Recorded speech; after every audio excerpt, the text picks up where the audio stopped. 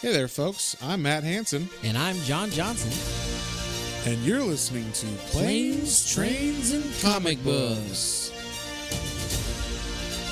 the podcast where we discuss favorites we've reread,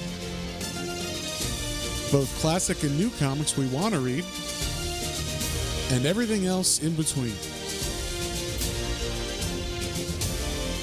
And here's the comic we picked this week. Hey there, everybody. Welcome back to another episode of Planes, Trains, and Comic Books. Today, we are reading Judge Dredd, False Witness. We are the law this week. We are the law. And this is part of our continuation of Black History Month. And you might be asking yourself, what does Judge Dredd have to do with Black History Month?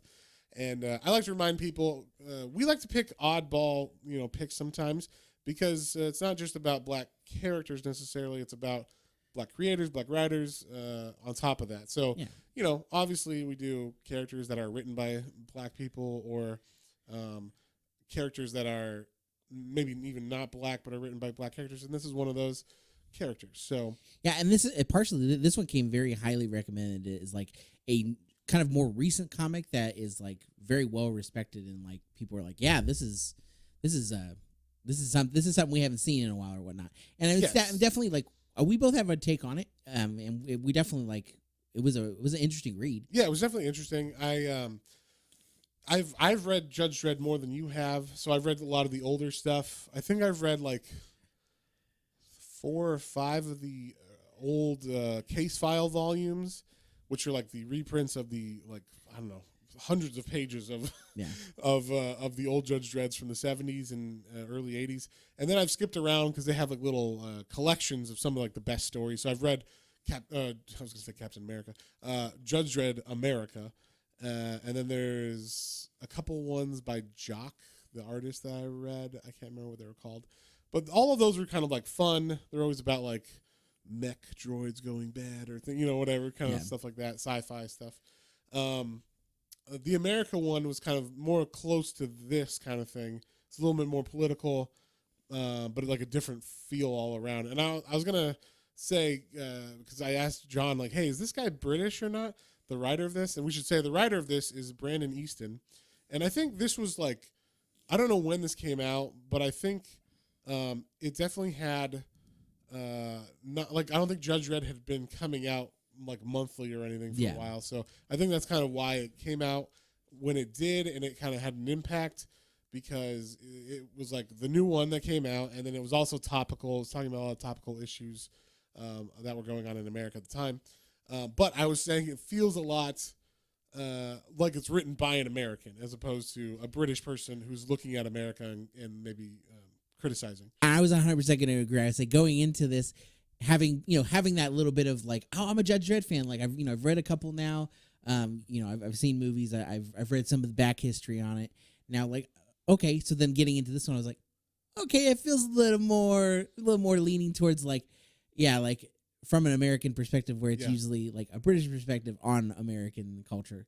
Yes. So yeah, I definitely it felt a little different from like a Judge Dredd character. Yes, but it was still good. I mean, I was excited to get into it. Yeah, for sure. And then also you said you heard Stallone's voice in this one. Oh, that's true. Like I would say like all the one-liners from Dredd, 100%. It was hard not to hear it in a Stallone voice. Yeah, and there were a couple like good one-liners. I actually laughed out loud at one. I don't remember. Well, when we get to it, I'll point it out. But so I should also say, because the art I really liked a lot in this. It is like a new style. Like it's a little bit more loose and stuff, but I really enjoyed the art by Kei Zama and the Silvia Califano. Yeah. So I don't know if I guess they both drew it together or just helped each other with the pencils and stuff. And then the colors by Eva de la Cruz. They did a really good job with like, I don't know. I thought the colors were on point with this, and it did feel like a more new version of Judge Dredd, like kind of like the one we read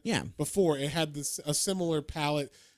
The art on that one was worse. That's what I was going to say. Is this is the most consistent art Judge Dredd I've ever read. For sure. Yeah, that was nice. That was cool too. Is it doesn't switch artists halfway through. Yeah. Whatever you pick for an artist, if you're drawing and writing comics together, just stick with one artist, please. I hate it, and I think most comic fans hate it. If you're reading a story arc that's only like 4 or 5 issues, and there's like 3 different artists on it. Yeah. Like, what the fuck?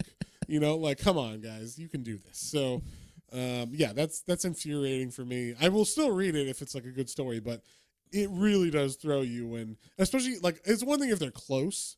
Like I think like what we were reading. I think I don't remember what it was. Was it Infinity Gauntlet? I think Infinity Gauntlet starts with George Perez or something, and then switches to John Byrne or something. Yes. But it was close enough. Or no, Ron Lim. That's what it switches from George Perez to Ron Lim, and you could tell the difference. But it wasn't like what the fuck. Drastic, it was like, okay, this is a different artist, but it's just as equally competent artist. So it's not like a drastic change. Whereas it seems like now you'll have like the best artist ever for 2 issues. And then like get you hooked on it. The guy that just graduated high school that they hired, or what, like the mailman is like, or the mailroom guy is like, I'll draw this issue, guys. I want to be an artist here too. Yeah, so I doodle on these envelopes that during the day. I'll draw your issue. So some of the time, and not every. Give this kid a shot. Yeah. It's the American dream, guys. So yeah, I don't know why they do that, but a lot of the times the artist that they put in is like not even close to the like high talented artists they sell the book with at first, and it usually happens like on the 3rd issue or something. Like, it's even worse if it happens on the 2nd issue, because the 1st issue you're like, holy shit, Jim Lee's drawing with Frank Miller writing, hell yeah. And then it's like, yeah, we hired him for 1 issue, and then we're like, it's like you're getting catfished almost. like hey, look at this cool hot team, and then you're like, oh, I like that. And then like you go click on it or you buy it or whatever, you read it, you're like, that was cool. I'm gonna read the next issue. I put it on my pull list. Then you get it pulled, and you read it. The next issue, you're like, who the fuck is this? Hey, you get home, you're like, wait a minute, yeah, this is not the same. John Lee, who's John Lee? Yeah, like spelled different, Lea. Yeah. Well, yeah, like I don't know why they do it, but they do it. So it was nice that at least this one was consistent, had a solid art team the whole way through, and I enjoyed it. Even if it was like a more modern style, it's a little bit more blocky or sketchy or whatever. It was still or still good, I should say. And also the covers, I like the covers a lot. They were more polished than the interior art, but they're still by the same people. It was like they put all their real effort into it. So I enjoyed that. But we start off with our main character here, and we should say this. This is a Judge Dredd comic that doesn't really have much of Judge Dredd in it. He's in it, but he's definitely more of the side character, I would say. So I would say not even a side character. He shows up when needed to further or I guess to say, hey, it's Judge Dredd. Hey, I'm Judge Dredd. Yeah. I am the law. They mention his name a couple times. He shows up when needed to further like the police side of the story. But I mean, he's not. I mean, if he wasn't in it, if you just had another big cop in it, and there's nothing that says this is Judge Dredd other than his badge. So like. Yeah. That was one of my criticisms of it, but it starts off with this guy named Mathias. Mathias Lincoln. Yeah, Mathias Lincoln, and he's kind of talking about kind of doing a voiceover about what is fascism and living in a fascist society, kind of describing the society that they live in now in Mega City 1. And we find out that he is like a courier for black market goods. So, you can't ship that stuff through the UPS or USPS. So you got to ship it, low key with couriers that are going to take stuff from one part of the town to the other. And so he gets paid in this first page they say it's a aphrodisiac, like a really strong aphrodisiac drug or whatever or like a potion or whatever that's going to like revolutionize the love market or whatever. And so he's like, okay, whatever, I don't give a shit. And then they specifically make mention that the only people who can open this case are the buyer who's going to deliver it to and himself. They have the DNA of him in it, like scanned into the handle of this briefcase. And they even say like, hey, if he gets there without, damage and all this stuff, like with 0 damage on the case, you get an extra 35%. And so they really want this to get there without being scuffed up at all. So he takes off, and like I said, he's kind of talking about the town and how it's a fascist society, but he is very adept to going around this place. He literally like he's like Spider-Man jumping off buildings and shit. It's very like parkour Spider-Man. Yeah, very. He's like Spider-Man, but without any webs to catch him or whatever. But like you said, he's parkouring it around, so he's familiar enough with this area at least. And then I will say this area is called the Anthony Scalia block, which I was like, really? I don't know if let me tell you, in the year 2141, there's one person that this fascist society really likes Anthony Scalia, the Supreme Court justice. so I was like, wow, I don't know if they would name blocks after old. I mean, we don't do that now. It's not like do you know who was on the Supreme Court 100 years ago? No. Like, so you would think they'd be doing that if it was already, and then it's maybe in that person's hometown. That's about all I can. Yeah, unless they're trying to make a thing about. I mean, are they saying that Scalia is fascist? I don't think so. But I don't know. Are they a fascist hero? so I don't think so. I don't think he is one of those judges. But maybe I'm wrong. Anyway, we also get a little blurb about like what's on TV here. A lot of comics do this. This is kind of like a this. I think I've seen a lot of this in Spawn. Because like Spawn always has like 3 TVs in every comic where like you get the mainstream news, you get the entertainment news, and then you get the Alex Jones crazy guy news. And then like they're talking about the same story, but each one has a completely different viewpoint on what's been going on with Spawn. So it's kind of fun that way. But this is similar to that where we see a guy on TV who his name is it Dr. Filth or Mr. Filth? Dr. Filth. Dr. Filth. And he is... I guess he's supposed to be the Alex Jones equivalent in this. Yeah, Alex It's Jones. more polished, though. He's more mainstream than Alex Jones. I would say, yeah, it's obviously supposed to be a conservative host. I would say maybe like, because he's younger too, maybe like Tucker Carlson, Sean Hannity kind of. Well, I don't know. He's way more hardcore. He's also than those like way guys. more hardcore too. So I don't know. I don't know. It's definitely like a really super polished. Okay, but he's definitely supposed to be Fox News guy because they even say like fair and balanced on this like that's true, news thing or whatever. So that's what they're supposed to be, and they're specifically talking about, or Mr. Filth is specifically talking about, like railing against like immigrants or refugees. They're calling them coming into the Mega City 1 illegally, and how there's like natives that Mr. Filth or Dr. Filth has like riled up. So there's this whole like local population within the Scalia block that is. We should also say the blocks in Mega City 1 are like cities unto themselves. Oh, yeah. Because a mega city is like 5 Los Angeleses put together. And then it would be like if one of those boroughs of Los Angeles is called a block. A block, yeah. So when they say a block, they mean like a giant section. So there's a lot of people in this block that are anti-refugee or minority or whatever, because they also, I mean, it seems like the refugees are obviously supposed to be more brown-skinned people or people of color. So, that's definitely part of this. And then they show people like harassing certain individuals on the street. I don't know if they are refugees or not. They just are assuming they are, and saying like, get out of here, you filth, you disease carriers and stuff like that. So it's very like racially charged and like just a bad message overall coming from these TVs that are making people aggressive.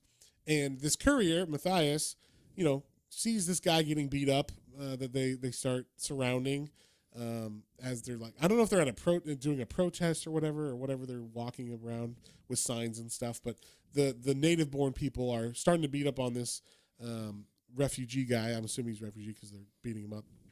And so Mathias apparently was he failed out of, or he didn't get to be a judge, but he went to judge school. So he has some moves that he knows, and he's pretty athletic. Obviously, he's parkouring 200 stories down and stuff. So so he starts beating the shit out of some of these guys. And right as he's doing that, obviously it's like a riot. So the judges show up, and they pull up, and of course it's Dredd. And it's Dredd with a bunch of mech judges. So the mech judges are just like, it's literally like RoboCop. Like, not RoboCop himself, because that's like part human. It's like the droid, whatever the droid was called. I don't remember the name of it. The one that's got like the little chicken legs and walks around and has like a big head.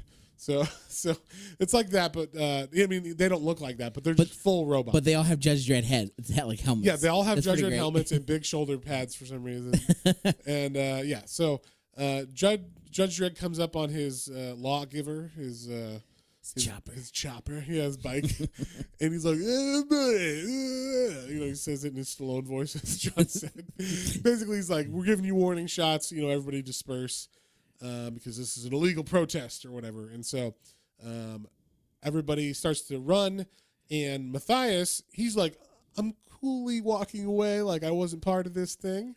And one of the mech droids goes up to him and is like, human, do you require assistance? And he's like, no, I'm fine. And he's like, I registered like waiver in your voice, meaning you're guilty of something. Let me see your backpack. Give me your bag. So basically, like literally, like this, and we should say, like, this is obviously a fascist society.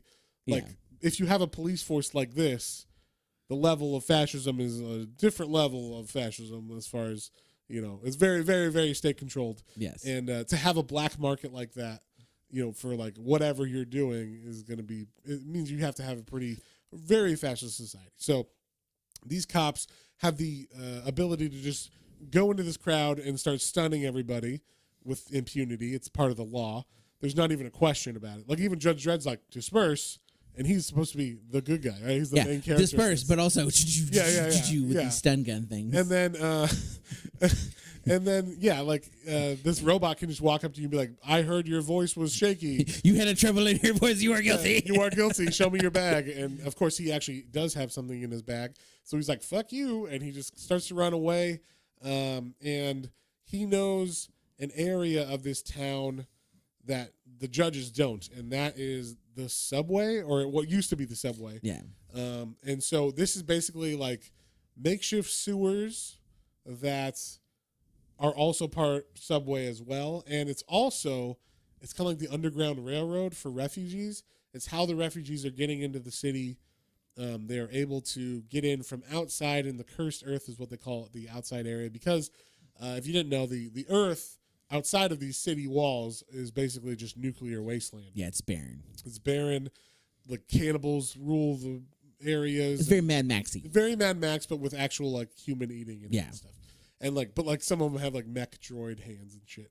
Which I gotta say, I mean, actually, you know what? Furiosa had a mech hand. She did. Yeah, but that was not really in the other ones so much. So yes, the mech hands are in there now, and yeah, that's more like Judge Dredd is now at least. So Mathias goes into these tunnels, but while he's doing that, his case gets a bullet through it. So he's like, he's running. He doesn't even notice it at first. So he is able to hide in these tunnels, and Judge Dredd calls to, what are they're tech judges, they call them? He calls back to like a main like hub, and then he gets routed to this judge who is like familiar with the area. Yeah, but this judge is very specific because she is, we don't know this right now, but she is very like part of the story going further. Mm-hmm. We'll get into her more, but what is her name? Judge Dolphy. Judge Dolphy, yes. So she's kind of like, well, you can't really go down there. We don't really have a full map of the system, and it's very dangerous, and there's a bunch of shit down there. The Judge Dredd is like, poppycock. He used to say that. Like, he should use old British slang. He's like, nonsense. I'm going down there. And, of course, he gets, like, attacked by some mutant monster that's down there. I did like that. That was cool. Like, yeah, the big giant. He, like, goes down just, like, immediately. There's, like, tentacled I kind of wish they creatures. would bring this thing, like, stuff like this back more in this comic because they show these underground caverns a lot, and never once does any other monsters come out. The judges need to go down there and take care of business. Yeah, for real. They should judge with the monsters. Yeah, I judge you, monster. You have too many tentacles. Yeah. That's not allowed. 11. You're only allowed 11. That's 12. You're dead. So yeah, it's an ISO cube for you, buddy.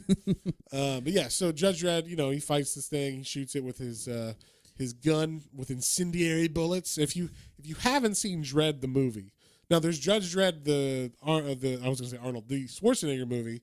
Stallone. That is, you said Arnold and then you still said Schwarzenegger. What are you gonna do? Okay, the Stallone movie, and that is on its own merits fun to watch for different reasons. Yes, it's not a good Judge Dredd movie, but it is a fun movie. Terrible movie. Yes, and then Dredd the movie from 2012, I think it is. Yeah, with Carl Urban. With Carl Urban. Is it Urban? I call him Urban. I thought it was Urban. I'm sure you're right. You're Okay. more of a fan than I am. I just like to say he's urban. He's real Urban. Yeah. So he's a really badass Judge Dredd. Who does not take off his helmet. Yeah, he's very taciturn. He doesn't say many things at all. So that movie is pretty fantastic. I watched it. But he's got a gun in that where he can talk to it, and he said, I think the gun is in the other one too, but it's more featured in the Dredd movie from 2012. And he said he can just say like incendiary, and the bullets change to that type of ammo, bullet, yeah, or like hot shot or whatever. He says a couple things like that in the movie. But yeah, basically, they explode on contact. So he's able to beat up this mutant monster. And one thing that was interesting in this that I kind of wanted them to get in a little bit more is that, like, Judge Dredd, when he gets back up, he's looking at or he's talking to like the robots who are still in the like crowded area where the protesters are still protesting. It's weird. Some of the people were tased and like arrested, but then they're like, okay, the rest of you continue protesting or whatever you're doing. You think they would have just continued to disperse them like they do in real life or whatever, because they're like, this is over now. You've already gotten angry or whatever. So, but this one is they're allowing it to go because there's another guy there who's like part of the protests, and he's one of the bad nativist people, and he's like, hey, Judge, how come you like let these refugees in? They're all illegals and stuff. And he points to the TV and he's like, look at Dr. Filth telling the truth all the time. What do you say to that, Judge? And Judge Dredd is kind of like, look, it's my job to say the law or to hold the law, and it's not illegal to talk about that stuff. And it's also, refugee like being illegal is not. It's kind of below my pay grade. Like, there are bigger things going on. If I run into one and they're doing something wrong, then I'll slap that charge on them. But it's not hurting anybody, So he just kind of is like, it's not. I'm not part of that or whatever, Like I'm either above it or it doesn't concern me because I'm just so into the law. Yeah. And one thing in this one that they do say is like, for some reason, I guess the judges are a little like more thinly spread than they normally are. Yeah, I was kind of like, wouldn't like if you have mech judges that kind of make up for it, because one, they can't die or whatever, they can just be rebuilt easily, and they just get reprogrammed easily. You don't have to train them and all that stuff. So I don't know. I feel like it shouldn't be like that if you have mech droids, but I guess the people version of judges are what's spread then, because they always need a psychic judge to like be able to read people and suspects and everything as well. Even though the mechanical ones can still read your like body language and pick you out, they can't read your thoughts like the side judges can. Yeah. So, and if you remember in both Judge Dredd movies, there's Judge Anderson, who is a side judge, and she's like brand new in I think both of those. So, and she can read minds and stuff. So that comes to play later in this. So, but yeah, so Judge Dredd, he's not really concerned with this whole Dr. Filth program, and he basically says like, well, it's free speech, so that's part of the law, whatever. I don't care as long as it's part of the law. And I was like, is there free speech in this fascist society? Yeah. Some of this stuff didn't quite line up with what I would think is this fascist of a society. But either way, that was just like a funny, like, all right, Judge Dredd, you are, I guess the free speech is still in the Bill of Rights, whatever. There's some form. Whatever the Bill of Rights is called now, or that they've, bastardized it as. They still have the idea, at least, of freedom of speech. So we see also Mathias is talking about, as he's going through the tunnels deeper now, he's explaining the Underground Railroad and where he came from. And we find out he is one of these refugees that came from a town named Eden's Bridge. And basically, it's, if you can explain this better, John, let me know. So they're all mutants outside of the city because they've all been mutated by the nuclear fallout. But these new group of kids that are these newest crop of children that are born specifically from this town. Only this town, Eden's Bridge, which is like, we'll call it a border town. It's, I guess, just outside of Mega City 1. That these new kids are normal looking or whatever. They don't have two mouths. Their mutation is that they no longer look like mutants. They look like very like a normal human being. Almost like too normal, like perfect skin. They go out of their way to be like super beautiful. Super beautiful. And apparently they also are impervious to like viruses and like disease and like skin abrasions and stuff. Yes. And it's very obvious that like them, and they heal fast too and everything. Like it's like they got a healing factor and shit.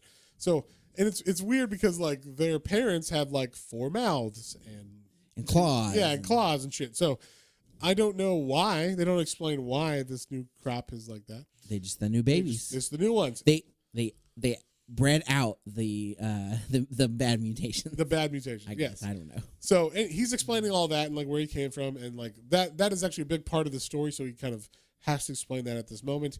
But then as he finally kind of gets back up to the area where he's supposed to deliver his product, that's the aphrodisiac. He thinks he opens the case because he sees it's damaged. He sees the bullet hole and he's like, oh shit, I hope it didn't hit the canister. He opens it. It didn't hit the canister, but the canister is obviously not an aphrodisiac because it's got the biohazard sign on it. And he's like, what the fuck is this? And it turns out he's actually delivering it to Dr. Filth. And you would think this guy, being as politically savvy as he is, the second he's like going into this room or this building, he would be like, I'm not delivering this shit to this guy. You know what I mean? But I mean, I guess kind of that's we'll talk about it at the end of the book, but that's why he does what he does at the end, I guess, because he's still part of the system. Yeah. So, but yeah, so he meets Mr. Filth and he basically says like, well, it's funny. They're talking together. Like I thought this was kind of unrealistic that Mr. Filth or Dr. Filth would be like, hey, courier, who's like way below me in station and stature. And I'm so, it'd be like if Donald Trump was like, and I only say that because he's like a billionaire or whatever, but like if Donald Trump was like, hey, you delivered my Chinese food. Why don't you come up and talk in my room and we're going to talk and have a little conversation. We can chit-chat for a bit before you get back to work. Yeah, which is weird. Like, why don't you have some of this Chinese food that I ordered? I ordered too much. So, have some chow mein while we talk or whatever about like life or some shit. So it was like weird that he's like, yeah, come on in. Thanks for bringing me the case. And he like, they're oddly straightforward with each other, which I guess is refreshing to Dr. Filth. And I guess it's just, Mathias being, Mathias. Matthias, being straightforward. Like, he's just always like that. He's a straight shooter. But Mathias basically calls him out, being like, this isn't fucking aphrodisiac. It's some kind of weird medical thing. What is it? Or like, not medical thing, but like a bioweapon thing or whatever. And it turns out he explains that it's not that, and it's some kind of like sulfuric acid compound, basically. And it's funny because later on they show how much of this sulfuric acid he has. That's true. So this container is the size of like a Coke can. Yeah, this is a Coke can inside of a briefcase that he delivers. And he's like, I need this stuff for my plan of whatever we're going to reveal later. But later on they show like a vat the size of, I don't know, a giant house. Yeah. Full of this stuff. Maybe it's concentrate and like you have to add something to it. Yeah, he dumps a little in and it goes a long way. All right. Yeah, so that's what it was. But so that's like they had this conversation about it, and he reveals his plan to this guy. To the courier. I don't know why he reveals his plan to this courier. Maybe it makes more sense. It only makes sense at the end to me. I mean, but I didn't remember this happened until we're going through it right now. Yeah. So that's why I was like, oh, I guess this kind of makes sense. But it doesn't even make sense why he would reveal this to this guy. But so Dr. Filth is revealing his master plan, which is we know that you like New Eden kids are like this new race of mutants that have like healing factors and are beautiful forever and all this shit. So what we're doing is we're taking this acid and we're taking children from that area, we're smuggling them in with refugees, and we're putting them in a vat with this acid. As it breaks them down, we put rich people, or we get rich people to pay for this treatment that they get injected with the goo that's produced. The goo of people. Yeah, so it's like sulfuric acid that's broken down these people's bodies that ends up being able to make rich people young, I guess. Yeah, and part of that is because Mega City 1 has so many people, and we've had this, the nuclear fallout all around. There's been tons of diseases come and go, and so obviously things are not as good. So part of it is also that they're trying to figure out how to get at least rich people a way to live, to not have to worry about those things again and live longer again and things of that nature. Yeah, I mean, if they could just live forever and be our oligarchs, it would be awesome. So, that's just what Mega City 1 needs. On top of the fascist government, to have an oligarchy that rules as well, that's in league with the government. Yes, it's a corporate league. So that would be an interesting story. They should go off of that off this one from that. Anyway, so at the end of this comic, the big reveal, like I said, the guy's telling him his plan as they're walking through his whole building, and then he gets to the end, and he literally shows the giant vat that he's going to pour, I guess, this little beer can size thing of acid in. It's chemicals. Things happen when they mix, man. I don't know. I'm not a scientist, John. Okay, but yeah, and then he sees the old rich people that are now becoming young, and they're in Weapon X tanks like Wolverine or some shit, and they're getting infused with the goo. I want to say the Ninja Turtles goo, but it's the mutant goo. The mutant goo. So that is the end of the first issue, and we start off right in the second issue, right where we're at, and basically the Mr. Filth or Dr. Filth is saying, and you were part of it, like you delivered the contents of this. This must not be the only one time he was delivering. Yeah, because it seems like this is, Oh, yeah, no, he said hello again like he's been there before. Yeah. So maybe that's why he was like, come on in, buddy. I've seen you a bunch of times dropping off these cases. But they made it really seem at the beginning that this was like just a regular job the first time he dropped it off. Because the deal that they made is like, the deal is 35% if this is untouched. Yeah. It's like, would you say that on the 10th time? We know it. All right, we got that. Yeah, you've told me before. Thank you. Yeah. So he leaves him. It's weird. He just leaves his Mathias there. Like Dr. Filth walks out of the room with the goo and the. He's got some security droid things there too, which is also that's one of the other things I was going to point out was kind of weird. Is like this fascist society, but I guess some high end people still can have their own security droid characters. Sure, and guns and stuff. And guns, too. yeah. I don't know. So you're rich, I guess it doesn't. Sure, why not? And so so I guess while Mathias is leaving, he calls his friend who's I guess owns this restaurant called Noodles to Go. And what's her name? What's her first name? Yeah, but it's not just that it's the restaurant, it's the person's name actually too. It's Barbara Noodles, I believe. Yes. And so Barbara is his friend, we find out later. And before this, Judge Dredd is talking to some other judges, and he's like, "What's going on with this like Dr. Filth and all this stuff going on?" And he sees another program that follows the Dr. Filth program. It's the number 2 rated show. Number 2 rated show, and it's who'd you say it was? Shannon McShannon. Shannon McShannon is her name, which I thought was funny. And she is just, following up with that rhetoric from Dr. Filth about the refugees. But she's a little bit more. She's not refined as. Yes. Yeah, he's a better talker than her. Yeah. She's more, I'll say she'll use more language that's very like crass. She'll say like, "Oh, these people should be in a zoo or whatever." Like look at these basically savages or whatever, and it gets people more angry and whatnot. So they're just having a conversation about that, and then we see that they are looking at, I guess, another protest that's about to happen. Yeah, that is being kind of antagonized by this program in real time. So I guess the people that are at the program, Shannon McShannon, is knowing that these people are gathering, and she's kind of like, yeah.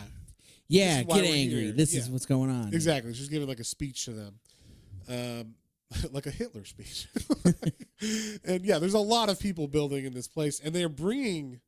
This was the thing. I was like, so this fascist government allows citizens to have mech droids that are weaponized, guns, Flying little gunships. Yeah, like and flying gunships and actual firearms as well, personal firearms. I was like, there's not too many fascist governments that allow that, but apparently this one does. So, yeah, the judges are just watching all these people build up, and I guess they're assuming, or we're supposed to assume, that there's still a Second Amendment or something, and that these mech droids and everything are covered under that.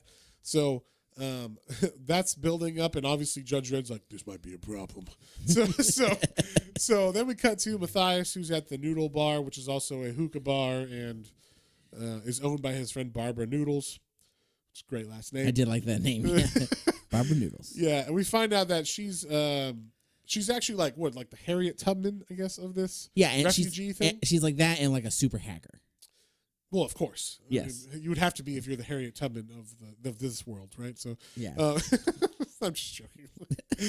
Well, Harriet Tubman was a hacker. Yeah, I don't know if you knew that. so anyway, yeah, she's like the one who's kind of like facilitating this underground railroad through the tunnels and everything from the Eden City to Mega City 1, and then we find out that Mathias, I think we already kind of established that he is one of those kids. Yeah. But he also had a sister was there, and a friend, best friend, and all this stuff, and they're kind of talking about it and just how she's kind of torn up about like everything that's happening with the refugees and what kind of they've both been kind of compromised in this world, this city. Yeah. And this city isn't the dream that they thought it was. You know, like we left the cursed earth, which is full of cannibals, into a promised land that is not much better, they say. I would argue cannibal world. I mean, okay, so let's be honest. Cannibalism is probably like one of the worst rungs down you could be on. Probably, yeah, of how you could die or whatever. Yeah, and the fact that you can at least you could become a courier. Yeah, exactly. Make a living. It's it's bad, and you got to watch your back, and but not be eaten. you have to watch your back by getting eaten. Yeah, I don't know. It's all shit. Yeah, it's all shit. But it's this still is not a horrific future. It's still not cannibalism shit. That's true. So, but yeah, she's just saying like, well, like this is not like what we thought it was going to be. Yeah, and maybe we should have stayed in Eden or whatever. You know, was it so bad? And then they cut to the cursed earth in Eden when Mathias was a boy. We find out his name is actually Simon. That's his given name, I guess. I was going to say his Christian name, but I don't know if they had that back then or in the future or whatever. So we also see this is where they reveal his mom has like two mouths. I thought this panel was wrong for some reason. I thought it was misprinted. Yeah, did they double like on accident? I was like, oh my god, no, she's a mutant. So so we see like there was they were always getting attacked by cannibals in that city. And they were kind of sick of it, and the parents were like, we have to get out of here, like, let's do the tunnels. This was one thing I thought was like, why was this shoehorned in? And it obviously later it came about, but they're like, we had to get a tattoo. I'm like, why? Why did you have to get a tattoo? The little kids are getting tattoos so they can travel across the border or whatever, or underneath in the tunnels. And the like Simon or Mathias gets one, and his friend, what's his friend's name? What is his friend's name? Pendleton. Pendleton. I was like, something with a P. Something with a P, because he's got a P. He gets Samsonite. That's what it is. But yeah, so him and his friend Pendleton get matching, or not matching tattoos, but they both get tattoos on their rib cage that are like, and then one of them, like Pendleton's is like, it looks like the judge badge. It looks like a judge badge, but it says PS, which I'm assuming is his initials, or maybe it's like Pendleton and Simon. I don't know. And then the one that Simon gets or Mathias gets is like just like I don't know, some kind of like it looks like spray paint, like what's tagging script or whatever. So he gets something, and like I said, I have no reason to understand why they had to get these as part of like their travels. But maybe it's like we need to be able to identify you or something. I don't know. So on their way to crossing over, they get attacked by cannibals. And a bunch of people die, including his best friend Pendleton. We should also say his best friend Pendleton is black, and is obviously obviously black, like, not he's not like fair skinned at all or anything. So that comes back later in the. We're saying that for a reason. So then, as they're talking, there's a big boom in the present day, and we see Mathias and Barbara Noodles are like in a firestorm inside of her noodle bar. And the explosion was caused by these protesters, or I don't know if they're the protesters that are at that block or whatever, but they have been sent by someone. And this is where we see they actually have their own weapons and their own stuff on top of the mech droids and everything. They're bringing like physical armaments to kill these two people that they're like, someone told us you guys are refugees. Yeah. And they literally kill Barbara. And then Mathias is like, what the fuck? And they're like, freeze. And they're like, and Mathias is like, are you judges? And they're like, no. And then he's like, cool, then I can just fucking kill you guys because you're killing us. So like, what? So yeah, he takes one of the guns from one of the guys as he's like kicking him, and then he like proceeds to kill the other ones that are there. So. Yeah. And right as this happens too, Noodles is sending Barbara is sending some kind of encrypted message into like the judges system, the tech judges, because there's somebody on the inside that might help. And so she's like, you just need it. Oh, I didn't hit send, and she's like, okay, I'll hit send. Yeah, and he has to do that after I was like, wow, the keyboard's covered with blood and everything, and it still just says like send. I was like, wow, that's a pretty good computer. It's like it took a blast, covered with blood, doesn't short out at all. Nothing like our modern day computers, huh? Yeah, we need that. We need that 2141 tech. Yeah, exactly. So, so then we cut to the next morning where the judges, I guess, are like, there was an explosion and there was like people killed, and it was from the, I guess, protesters or whatever.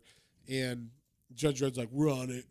And so he goes to take on these, I guess, are these the actual protesters or are these just different kids? I thought they were the protesters. It's hard to tell because they seem really young. Some of the other protesters were actually like, and we say protest, we're talking about the nationalistic ones. Yeah. There's no other protests in here, so it's not like there's a justified protest and then so these ones, this is like the nationalist protest, but there's like kids in here with guns, and when Judge Dredd rolls up, they're like, "What's up?" Or they're like, "What's going on?" And he's like, "I'm fucking Judge Dredd. I am the law." And I mean, it seems like they're allowed to have these guns. I'm like, this is like a 15-year-old kid walking around or whatever. So it seems like a crazy, like I said, once again, the system doesn't quite make sense from this point of view or whatever. So, but Judge Dredd, he takes them out, and pretty easily. I mean, he just punches these kids in the face, and takes their guns, and then they run away. And then he's like, something's weird about this. Like, these kids are being like, these kids and protesters, all these people are being like weaponized by these, broadcasts or whatever. So I'm going to go talk to these broadcasters. So he goes to Shannon McShannon's, I guess it's her office building or whatever. Yeah. He goes to talk to her, and we see Judge Dredd does not care about private security at all.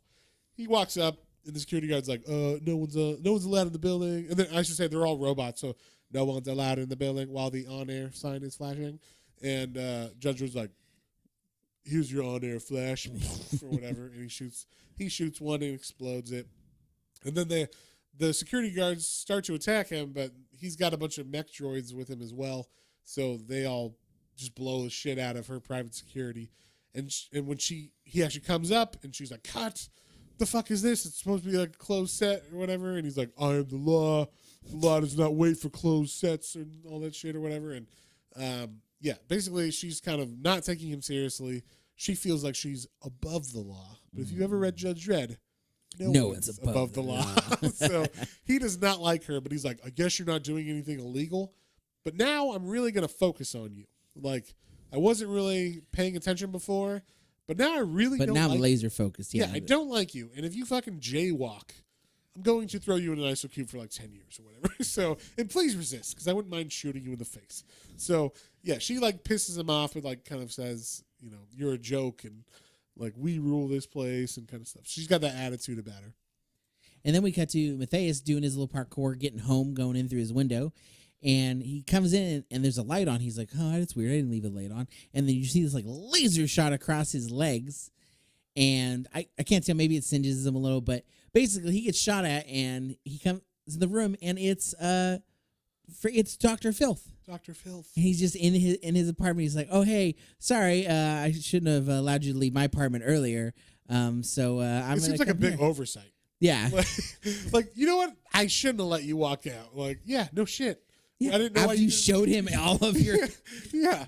Of course he's going to be like, oh, maybe, you know what? Why did I let him go? I should have just killed him there. I could have pushed him into the vat. Yeah. You know? Because we find out later, Pendleton knows who he is and what he is. So yeah. But yeah, so, and then out of nowhere, this is the part I was like, so how did they put this part together? But the wall explodes next to Dr. Filth, and this, you know, Dreadbot comes through, and like, you know, takes him, and literally, I thought this was fantastic. Honestly, this is my favorite panel. This is one of my favorite panels of this whole thing. Takes his head of Dr. Filth and just turns it around backwards, like rips his fucking. He puts an exorcist, but without someone who's possessed. You know, he just totally breaks his neck. Self-destruct initiated. Yeah, and then he blows up. So, like, someone told this droid, or this droid judge to go, you know, I guess, knew where this guy was going to be, Dr. Filth. Yeah, maybe he followed Dr. Filth then. Maybe. And then I would assume they're, like, programmed, though. And then he, like, gives a thumbs up to Mathias and is like, self-destruct initiated, and then blows himself up. But we see when that happens that Dr. Filth has a very unusual tattoo on his ribs. Yeah. That happens to look a lot like Pendleton, his boyhood friend, his tattoo that he got before they went on their little journey. Yes, and the reason that we mentioned this again now is, again, Pendleton was black, and Dr. Filth is the whitest white guy on TV. His name should be Whitey McWhiterton. Yes. So, yeah. So, like, yeah, it's like, wait, what? And, yeah, that's like, I was like, wait, how does that make sense? Yeah. No, but the funny thing was, when I was reading this, right as that happened, right before that happened, when the page turned before he twists his head, I was like, is he Pendleton? And then I turned, I was like, he is Pendleton. Like, I guessed it right before, which I thought was cool. Oh, that's cool. I don't know how I didn't see that pieced one. it together, but I think I was just suspicious, like, why is he so familiar with him in his house? Yeah. And I didn't realize that he'd, like, done multiple deliveries, but I was just like, he seems like he knows him. Yeah. And then they showed, like, that flashback, and I'm like, oh, it's Pendleton. And then, yeah. So we start off in the next issue with, of course, Shannon McShannon is using the death of Dr. Filth as I just put something together. Dr. Phil. Yeah. Dr. Phil. Dr. Phil? Yeah. It's funny. I don't know why. I just realized they might have been playing off of Dr. Phil. No, I mean, obviously they're not saying Dr. Phil is a fascist. No, but just the name, yeah. Yeah, so that was funny. So anyway, she's playing off this tragedy, but of course she's using it to like build her. Now she's the number one program or whatever, and you know she's trying to rally all the people in the streets. Like these refugees killed him, and this refugee specifically is named Matthias Lincoln, and like puts a kind of bounty on his head by posting his picture on her TV show. So he's in hiding, and we cut to the judges who are looking at this body, and they're like, "This is really weird. Like this guy's had a lot of surgeries and stuff going on with his body." And they basically see he's got like a barcode that like, so in this world, obviously, you're not allowed, which makes sense. You're a fascist society. You're not allowed to just get like plastic surgery willy nilly. Yeah. So you have to go underground for this kind of work. So when they do the work, and if it's really good, they put like a barcode that's under the skin so that like if someone's like, hey, you look really good, where'd you get that done? Wink, wink. You can just show them your arm and they can scan it and be like, oh, I'll be on my way to that guy too or whatever. So it's kind of like how they get word of mouth without having business cards and shit. Because obviously they're going to get arrested by the judges if that's the case. So basically what happened is Pendleton... I mean, later on they kind of show him getting like, this is funny. He gets like super surgery to be not black. Yeah. And he gets it done by the guy the judges trace the doctor who did it with that barcode. And it's this guy, I don't remember what his name is, but he looks a lot like Michael Jackson. I'm going to say that. He looks a lot like Michael Jackson. Like Michael Jackson. Like the post-surgery Michael Jackson.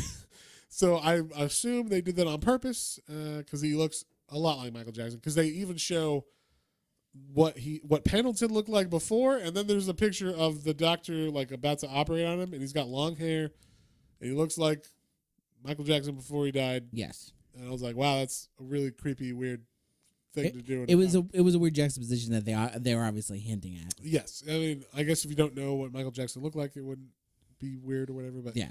But the concept here is obviously this black boy was. He even says like, I can't remember how he escaped. Do you remember how he actually lived and ended up living? No, I guess maybe he had gotten some kind of body mods or something. No, I'm talking about when he. There was an explosion when they were trying to come across the line, and apparently he got out when they thought he died. Like I guess they just didn't see his body dead. They just assumed he died, and then he ended up being able to cross. So, but he was not able to get a job or any of that stuff. So he was really down on himself, and he was really down on the way he looked. And I guess he figured, he despises himself in the way he looks. So if he could just make himself not this, he would rise up. And that's what happened. He made himself a super white guy.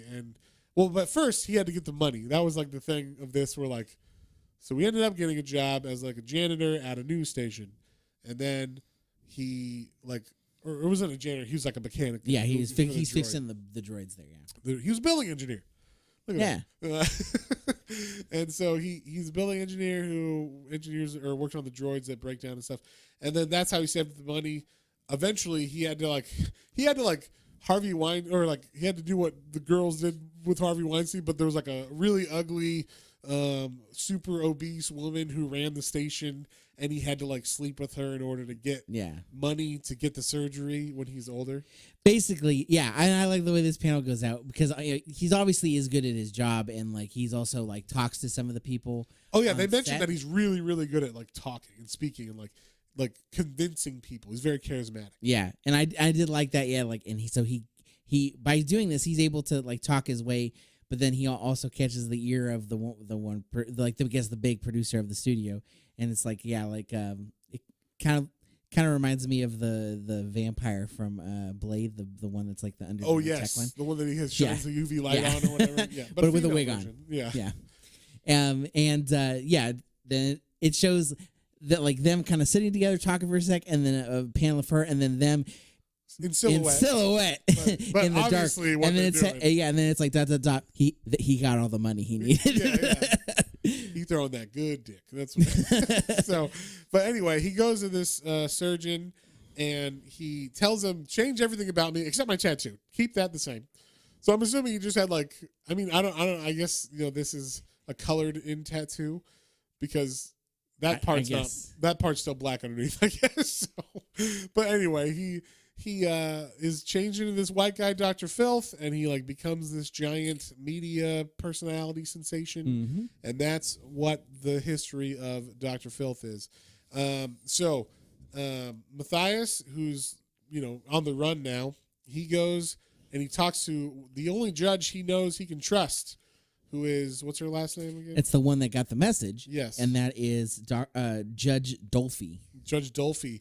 And we find out that Judge Dolphy is his sister. Ba-ba-ba. Yeah, so she got here and was able to become a judge, and he was, ended up becoming courier or whatever. They don't really explain how they went on their separate paths or anything. They do have a flashback of how they got here, but it was just how traumatic it was for each of them. Yeah, and then, it didn't really go. It didn't really give a lot of background. It was just oh, Pendleton's dead, and oh, now we have to try to figure out how to survive here. Good luck. Yeah, so it was kind of interesting. And then we found out also that because they're illegal refugees, when they both went to go become judges, and part of that training or the selection process of being a human judge is a side judge comes in, and if they sense any kind of weirdness with you, they will like, oh, not that one. That one's got like a weird personality disorder or whatever. So she was scared of that. They went to, or Barbara Noodles did some kind of behavior modification on them just for that day or whatever. It would like last in their brain temporarily, and that it would like block any of the psychic energies or whatever that they're trying to probe with. So in the day of, she was really nervous, and she was like, I'm going to fail. She's going to read right through me. And so I guess they say that Mathias switched their reports, like on their progress reports or whatever, their examination reports or whatever. Yeah. And so that way she got hired and he didn't, because they did see through hers, but they didn't see through him. Yeah. And so she got hired to be a judge, which I was like, that's not good. Like, if she wasn't the one right for the act. Yeah, I guess not, but whatever. So she, we find that out that she, I guess he gave up his judge's opportunity to, for her, and that's why he's like a courier and she's a judge. But then we also find out she's a fucking traitor. She is a bad person. She's the one, I guess, who sent the droid probably to kill. I think so. That's the way it made it seem like. Yeah, but is she also like she pulls a gun on him, and I don't remember why. Well, she's like, okay, well now I understand all that, but basically, now I have to fall back on my judgely duties, and like now you're gonna. Oh yeah, because you're under arrest. Yeah, you're under arrest. Yeah, that's what it is. So yeah, it was just kind of weird that like I got you this fucking job, but you're gonna arrest. But you're not. Now we're gonna do this. Yeah, it was kind of like that was the other thing that was interesting. Like, she ends up being bad. Like, she full cops out, right? Yeah.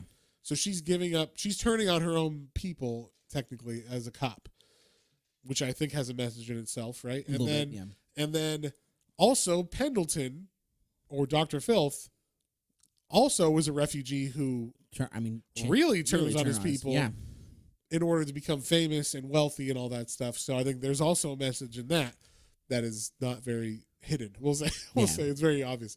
But Mathias, he's a scrappy, inventive young man. He says he always has an exit plan. Yeah, so he has this disc that that apparently can override a lawgiver, the choppers of the judges, and make it so that when you jump on and you're not a judge, normally it blows up or it shoots spikes out or whatever, it murders you. This disc, he throws it on the front of it, and it overrides the system, so he's allowed to use it. I did like that. I like he was able to steal the bike. This was a cool scene. I like the art in this chase scene, where he's driving and it's all fucking fast and everything. Looks the lawgiver is drawn really well in this, I thought. Yeah. Very cool looking motorcycles, and as my grandma called them, motorcycles. And he just goes like right through all these mech droids and everything, and he ends up driving straight into the underground tunnels. And then it blows up because he's going through all these droids, so it actually collapses behind him, so they can't follow him. And he's like, "Finally, I got away from him." And as he's about to exit through like all the, this is also like where you could have had, the mutants fighting him or chasing him or something happening with that kind of thing, or like the monsters that are in these tunnels, or a little bit more of like so it shows Judge Dredd like show up right as the tunnel closes, and he's like, I got an idea, but you don't know like exactly what that means, and then you don't know what's going on with him because it only has one extra page of him like driving through a tunnel, and so it seems like this obviously is a longer trek for him under there, right? And he even says like, "Oh, I only did this trek once when I was a child." And he remembers that path fairly well. I mean, if you told me, hey, Matt, you know that one time we went to, Zion National Park? Yeah. Why don't you walk that again from memory? And I'd be like, I don't know what the roads I took or whatever. But he can do that in the dark or whatever. So, but he's the hero or whatever. He's the main character. He's allowed to do that stuff. So, like you said, he gets to the end of the tunnel. Judge Dredd shows up and is like, hello again, creep. And, he's ready to arrest him. And he actually punches Mathias in the face. And then he's like, I got a plan. So the fourth issue starts. And they kind of they do like a recap of what had happened with that end scene. And we get this weird thing about the Bible, which I don't quite understand. They're talking about like how our civilizations are built on this like book, this kind of stupid book, these 10 stupid rules, and then they're like, well, there's actually only 4 that are really stupid. The other ones are okay, or at least make sense, which are of course like thou shalt not murder, thou shalt not steal, all that kind of stuff. Yeah. But it's weird they kind of interject this each commandment further and further as you go in this issue, and it just kind of like to me it didn't make any sense to me why they're throwing this in there. Like I didn't find any extra meaning in it, and I really was like, okay, thou shalt not covet was like the last thing that they were talking about. Like that's the big one that makes sense for this story, and I'm like, does it? Like I don't. Is it the refugees coveting, or is it the native people coveting? I don't fucking know. So like, yeah, I was confused by the message of this, but they're talking about the Bible and stuff, and we find out that the plan that Judge Dredd had is basically to take him in and read his mind with the side judge, specifically Judge Anderson, and.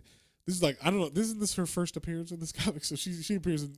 She thinks she was there, but she wasn't. She didn't do anything. She didn't do anything before. So, but basically that Bible story or that talk of the Bible was what was going on in his mind. So it was blocking her. So she can't get a full picture of what he's actually thinking or what he knows. And so he kind of like is able to block her mind a little bit, but she eventually penetrates and gets enough of the story so that they know like, okay, we can go to the I guess station of Shannon McShannon, and we can arrest her because we have enough evidence to do that. So they go there, and of course she's there with her private security, which outnumbers the police force somehow with their own droids or their own mechs. Yes, I was like, wouldn't they show up? But actually, we do find out that they do show up later on. That Judge Dredd was not stupid, and he did bring a whole other platoon or whatever of SWAT droids or whatever that are ready to go. So she's like, and this is, I didn't, of course they show later on, but at first I was like, why are they drawing her so like, she's so buff, she's all like roided out or whatever. And so but there's a reason for it, because apparently she gave herself a super spike of the nourishing refugee goo or whatever. And because mutant goo. That's Judge Dredd. What is it called? I said that's what we were calling it. Mutant goo. Mutant goo. There you go. And so she's like, seems like she's gonna give up at first, and she's like, "Fine, arrest me or whatever." And as Judge Dredd goes to put the handcuffs on her, she punches him. She gives him the old Jack Johnson, and she uppercuts him, and actually kind of knocks him on his ass pretty good. Yeah. And like so hard he like falls into the concrete, and the concrete breaks. So pretty hard punch she did. And then all the droids are told to attack by her, and they start firing on all the judges, and there's a big fire battle. Of course, Judge Dredd, of course, and Judge Dredd and Judge Anderson. Judge Anderson, there you go, thank you, are fine, and of course our buddy Mathias is fine, and they eventually go and follow her into the building where we're back at it's the same building as Dr. Filth. So it's the same vat again that we were at before with the people in the tanks and everything. And Judge Dredd is like, "This is what we needed. This is the evidence," or whatever. But she is like, "I'm not letting you take this from me." And she fucking takes Judge Dredd by his neck and puts him against the wall. And it's pretty crazy because she gets shot 3 times by Mathias, who got a gun from like a security guard that was down. And she doesn't get hurt at all. And we find out that she has given herself a super dose of the mutant goo. Mutant goo. And so she is like Baning out right now. As I told John, it was like when Bane gets a super dose of venom. You just keep hitting the button. Yeah, exactly. And he just over Banes. And then he gets, or Judge Dredd gets a hold of her as she's like about to kill Mathias and throws her into... like picks her up over her head or over his head and throws her into the sulfuric acid goo, the mutant goo part of the thing. So you said you thought it was maybe. I thought maybe at first it was. I was 100%. I wasn't 100% the first time we looked through it until we talked. I thought she was so roided out, and then he threw her into like the whole bat of the goo that it was just too much for her body to handle. Yeah, but I think it was more the sulfuric acid part. But yeah, no, that makes more sense that it's the sulfuric acid dissolve. She's becoming the goo. That makes more sense than like overpowering the goo. So then Judge Dredd, of course, is like, I'm gonna arrest you because like to Mathias, because he's like, it's over now, and you're under arrest because all the laws you broke in helping me get this case solved. I just helped you, goddammit. Yeah, and so, but Mathias is like, nah, I'm going out on my own terms. So he has a grenade, and he pulls the pin, and he says like, sorry, like I have to go out on my own terms because an ISO cube is a death sentence for someone like with my soul. Yeah. He's so artistic and creative and everything. He's just the heart of a hard artist or whatever, and so, but we find out that basically he is kind of. He's doing it also because, not just because he was going to get arrested, but he feels like he had given into the society as well, just like Pendleton and his sister. He was part of the system that was hurting these refugees too. So this courier that was delivering these packages that were turning them into goo and all this shit. So he's like, I should just die because of that, because I should not bear false witness, which is the name of the comic. He said the name of the comic. And I'm like, I don't know what that means. Should not bear false witness. That means you shouldn't lie, right? Yeah. So what does that have to do with him killing himself? Because he was lying about who he was, because that wasn't his name was Simon. Oh, I don't fucking. That's what that was what I took from it. Is he shouldn't have changed who he was, and shouldn't have. None of them should have. Okay, if you say so. Yeah. So anyway, it all wraps up. The ending was a little. I was like, it was a little wonky. Yes, it all wraps up, and his sister gets arrested for. It turns out she was actually kind of playing both sides, right? Like she was on the cop side, but she was also facilitating, like Dr. Filth and stuff on to help get refugees. Yes, exactly. So I guess she was kind of like helping import. I don't know if it was to kind of unstabilize society or to just help refugees in general, but either way, she gets arrested, and that's pretty much the end of the comic. And Judge Dredd has one last one-liner where the sister was talking about, like this society is so cynical, and he's like, but cynicism isn't illegal. And then and that's it. And then like slam the door and you watch the paddy wagon go away, and it's like, job well done. Yeah, that's it. So John, what would you give it? What did you think of it? It was fun. It was, like you said, the perspective was a little different from Judge Dredd's in the past, so it definitely felt a little uncharacteristic at times. And going back through it again, I was like, oh yeah, Judge Dredd wasn't in it as much as I thought he was. Right. But it was fun. Yeah, this is more of a Matthias comic than it wasn't just a Dredd comic. Matthias, false witness. But I liked the action. I liked I liked a lot of the story points in it. I feel like there were maybe some things that could have been tightened up, but I liked it overall, and I had a good time with it. Like it's not something I would. I enjoyed reading, and I wanted to finish the story. Definitely was not a chore or anything. It was like, it's fine. It was fun. And like we said, the art was wonderful all the way through. I love the aesthetic of as shitty as it is to say, of this fascist society. I like the Mega City one, and like just thinking about like 5 cities in one in this really small area, and so it also has to get built like crazy high too. I just like the aesthetic of the city. 250-story buildings. Yeah.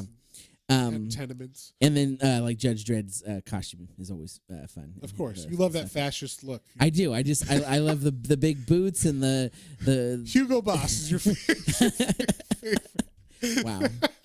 But yeah, no, it was really fun, and I see some of the story points that we're going after.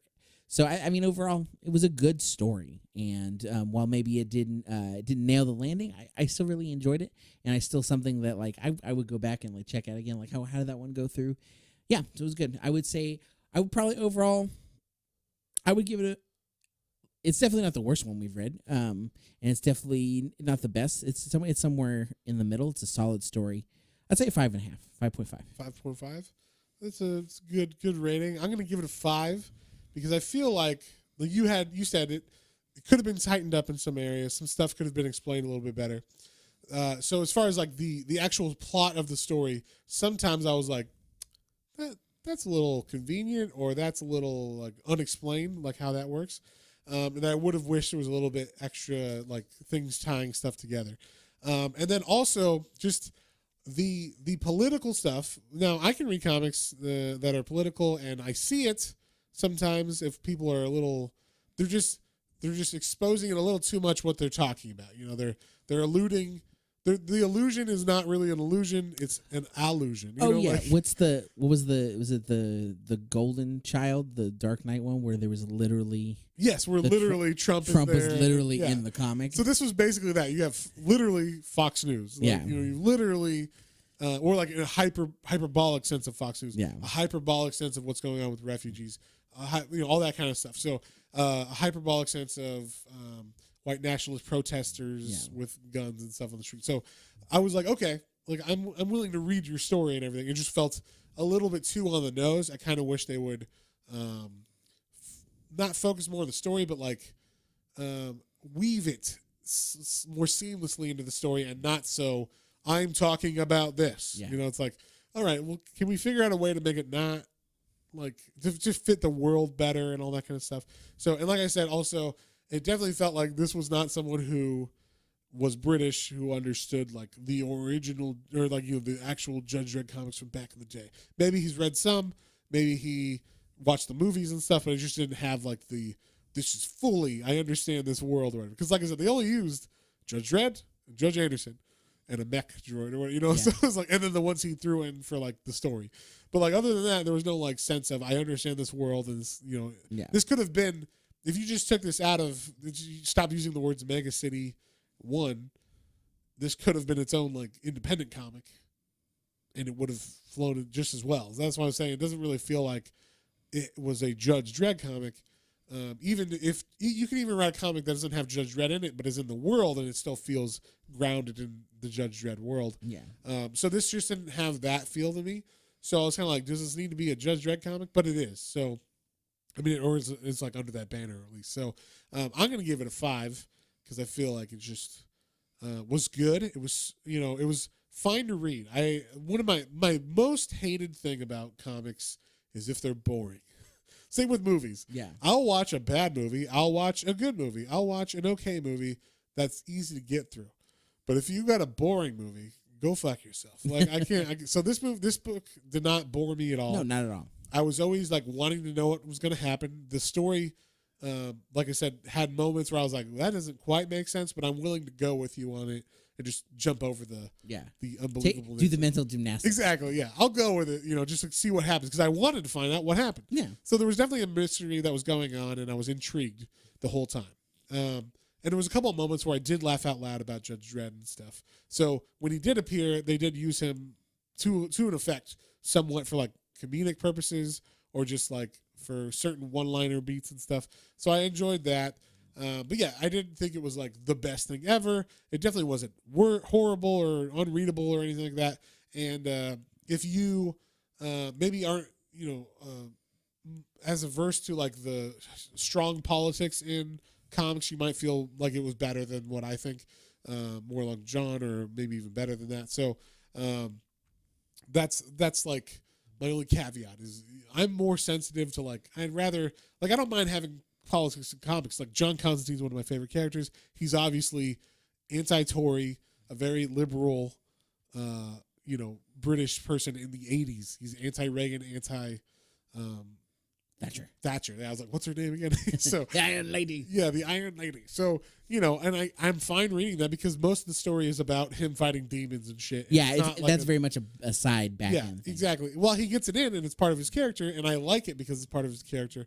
It's not like I don't have to know what's going on at this point in time in the 80s, other than Margaret Thatcher and Reagan were the president and prime minister. Other than that, and like, like obviously there was like political turmoil going on in the country, but like this was like, do you guys know? There's Fox News going on. There's refugees happening. There's a border town thing. There's like all this, you know, it's like it really puts it in this time and place. So it's kind of like, okay, I see what you're doing, but I don't know if it's as timeless as it could be. You know, when I read some of those old Judge Dredd comics, you know, it doesn't put, like, we read Hookjaw. You don't need to know what era it is other than there's no cell phones, right? It's just a killer shark. Yeah. That's all that fucking matters. So, you know, that's the kind of thing where I'm like, that's what I look for in like a not that Hookjaw was well-written comic necessarily, but like, you know what I mean? Like just a fun story. Yeah. That should be the premise is it's a fun story or good story.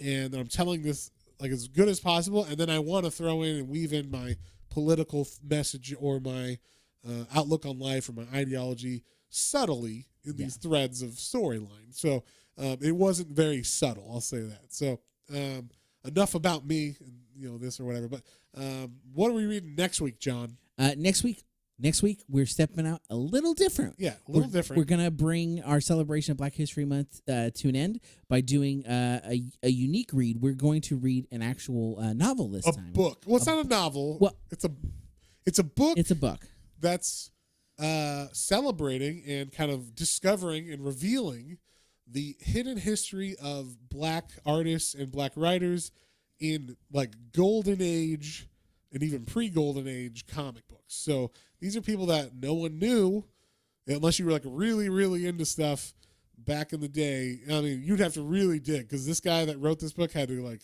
really dig do this research to find out who the artists were and authors of these old golden age comics like Blue Beetle and some other characters like that. So, and for the record, no one was credited on that shit. It would just be like Marvel Presents or Timely Comics Presents The Blue Beetle, written by us. You know, like no one us doesn't here say at Marvel. anything. Yeah, it doesn't say anything. Or DC is It right. didn't even, well, whatever. It doesn't- Yeah.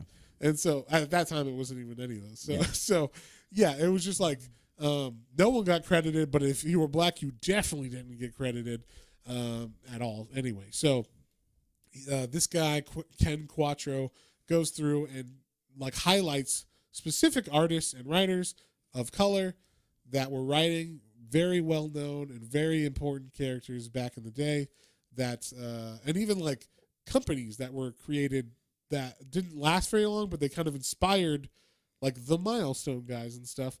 So it's a very cool book and we're very excited to check it out. And it came out this year, so it's pretty new. And it's called The Invisible Men. So check it out. I know it's available on like Hoopla and stuff if you read your books on Hoopla digitally, or God forbid you have to read it on the Kindle app now. The new updated, Comixology Kindle. Look, our podcast has been very influential with DC, Amazon. I need you to take note.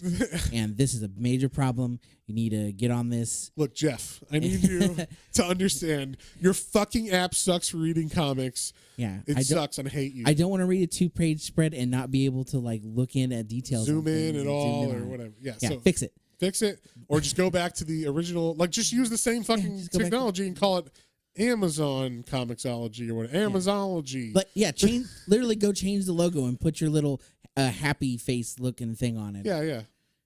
Do something like that because it's terrible. So anyway, if you guys have any comments, questions, or suggestions, you can email us at planestransandcomic all one word at gmail.com. And don't forget to check out our Instagram, YouTube, and Twitter. We got a lot of fun stuff coming after our finish up our celebration. Yep. On that note, we will see you on the next one. On the next one. Bye.